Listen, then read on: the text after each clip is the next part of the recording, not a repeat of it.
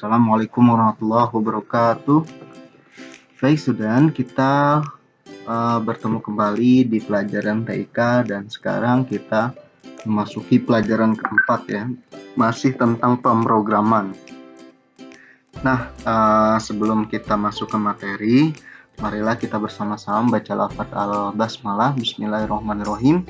Semoga kita semua diberi kemudahan dan kelancaran dalam memahami materi kali ini. Baik student, sebelumnya Mister sudah jelaskan untuk program ya, programming ya. Perangkat lunak itu dibuat, Mister ulas lagi ya. Perangkat lunak dibuat oleh programmer. Jadi yang membuat program itu disebut atau kita bisa namai dengan programmer ya. Nah, perangkat lunak dibuat melalui proses pemrograman, baik itu menulis, memperbaiki, dan juga mengetik. Nah, programming ini juga disebut dengan coding. Jadi ada bahasanya, bahasa coding yang sering kali kita lihat ya, ada nih ke 100. Nah, ini bahasa-bahasa komputer atau bahasa pemrograman. Nah, semua peralatan yang di samping ini ya, di sini ada gambar lampu jalan ya, dan juga ada oven listrik. Nah, semua ini bekerja dan dioperasikan oleh perangkat lunak juga ya. Jadi kalau tidak ada perangkat lunaknya atau programnya, mereka tidak dapat bekerja. Misal di sini sudah diprogram sebuah alat agar lampu ini menyala ketika tidak ada cahaya atau pada malam hari. Dan programnya juga bisa disetting ketika dia menyala atau bisa di-charge dengan cahaya matahari seperti itu. Nah, ini semua disebut pemrograman ya, yang kita tahu contohnya seperti yang di samping sini yang Mister tunjukkan ya. Begitu juga dengan oven listrik. Jika oven listrik itu tidak diprogram untuk panas, maka tidak dapat bekerja. Jadi perangkat lunak ini berperan dalam mengendalikan kerja komputer atau peralatan lainnya. Oke, kita lanjut. Pemrograman dapat diciptakan juga sebagai perangkat lunak atau program yang bermanfaat. Jadi ada manfaat dari pemrograman juga, salah satunya itu ATM ya, dan juga lampu lalu lintas ya. Dia berubah menjadi hijau, kuning, atau merah. Nah, itu semua disetting dengan pemrograman, dengan komputer juga ya, sehingga alat-alat yang diciptakan itu bermanfaat. Jadi dengan pemrograman kita menciptakan alat-alat atau perangkat yang bermanfaat seperti itu. Ini contohnya ya. Nah, selanjutnya manfaat perangkat lunak ini Mister sebutkan ada 3 di bidangnya. Ada 3 bidang yang Mister nanti akan jelaskan manfaat perangkat lunak. Yang pertama di bidang seni. Nah, sering kali kita menggambar di komputer. Nah, di komputer ini kita menggunakan program menggambar juga ya. Salah satu contohnya Paint dan lain sebagainya. Nah, itu pemrograman juga di bidang seni. Karena pemrograman dapat dianggap sebagai sebuah seni, bisa mengekspresikan diri secara visual dan juga membantu dalam membuat karya seni.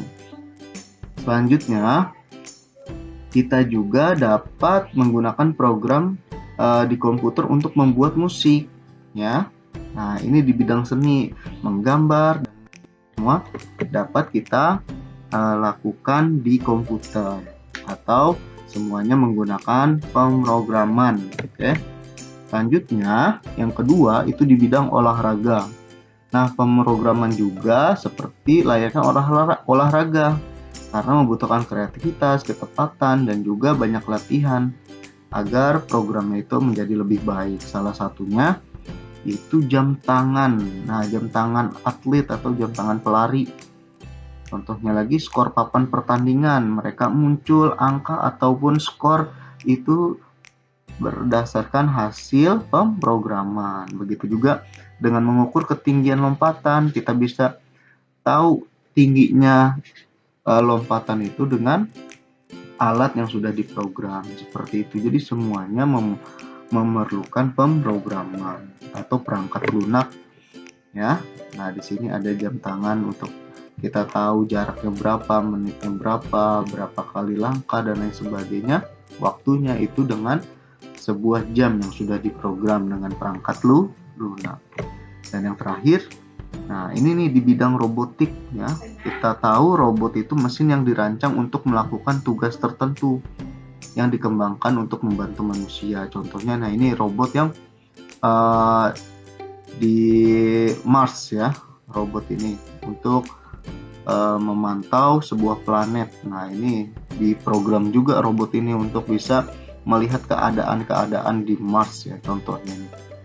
Nah, robot dapat mengantarkan paket, membersihkan rumah, itu contohnya yang sudah terjadi di Jepang ya. Jadi semua bisa kita lihat contohnya di kehidupan yang sekarang itu ada di Jepang. Jadi robot-robot yang bisa mengantarkan paket, membersihkan rumah, itu semua diprogram ya melalui program komputer yang ada di komputer. Kita tahu juga di Agis juga di sekolah ada ekskul robotik. Nah semuanya itu kalau misalnya robotnya mau bergerak, kita harus men-setting dan memprogramnya agar robotnya bergerak seperti itu. Nah gerakan robot ini disebut dengan aktuasi ya, karena aktuasi robot itu juga memiliki aktuator sebagai otot dari robot. Kenapa robot itu bergerak? Karena memiliki aktuator ya sebagai otot dari robot. Nah, gerakannya disebut aktuasi. Oke, nanti kalian bisa pahami dan bisa dibaca lagi di buku halaman 90 tentang manfaat perangkat lunak yang terjadi di kehidupan kita sehari-hari. Mungkin ini yang bisa Mister sampaikan, kurang lebihnya mohon maaf. Kita akhiri dengan bersama-sama membaca lafaz Alhamdulillah Rabbil Alamin. Kurang lebihnya mohon maaf. Billahi taufiq wal hidayah. Assalamualaikum warahmatullahi wabarakatuh.